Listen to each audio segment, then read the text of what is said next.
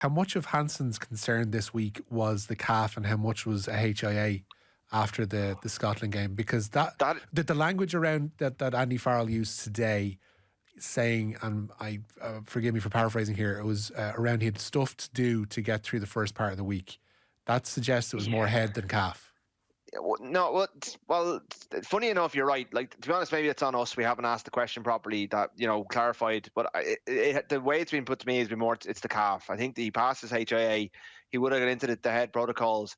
And if he was going through those protocols, he would have been on the pitch running, because part of the things you have to pass is proven ability to run and not have any after effects. I think the reason he wasn't running a training on Tuesday was because it was his calf. So my understanding is that the concern is more around his calf.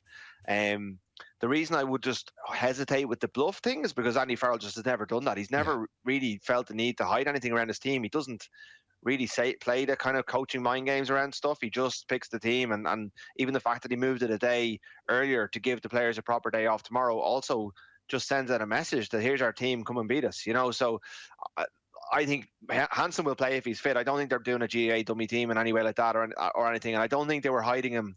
I think if he had a bit of fitness on yesterday, he would have done the warm-up, because just it's not the way Farrell operates. Other coaches do.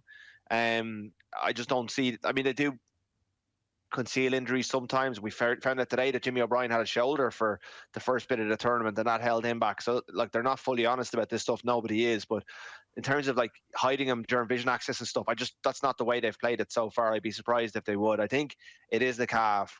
I think if Keith Earls had come through training today, they might not have risked Mack Hansen, but because Earls hasn't come through training, they've decided to name Hansen in the hope that he's able to come through training fully on Friday and play. But I still think there's a significant risk around them. There is a case, though, as Rory said there, Liam, there is no tomorrow when you get to a World Cup quarter final. His inclusion suggests that you don't die wondering here.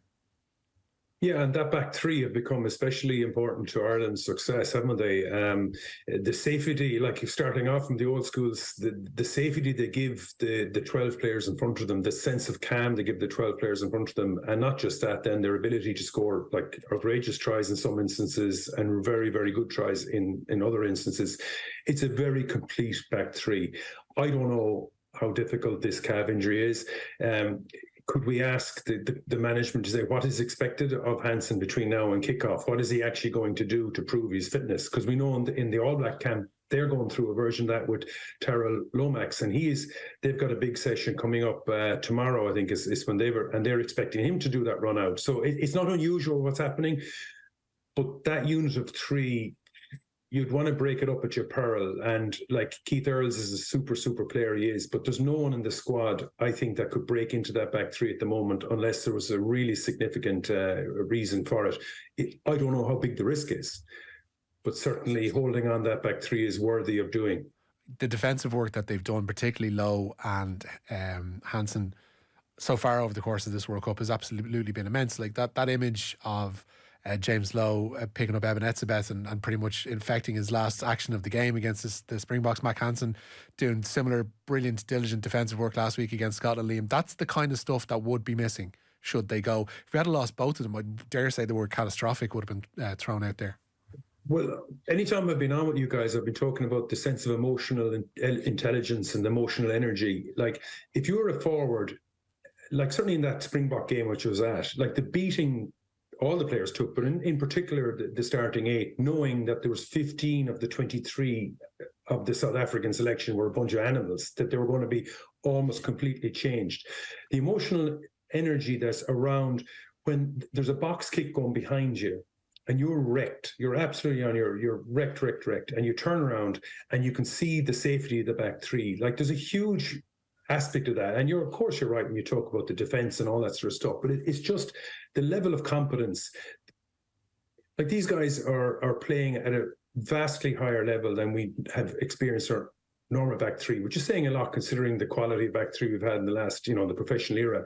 But I think that it shouldn't be understated, that level of just calm that arrives when you turn around as a forward and you look at your back three and they're doing the right thing. They're competent. They're infinitely more than competent, of course. And then, of course, when you're absolutely stretched and you know they're making really big defensive reads in the space of time that they have available to them and executing them so well. Like Hugo Keenan is a relatively small man.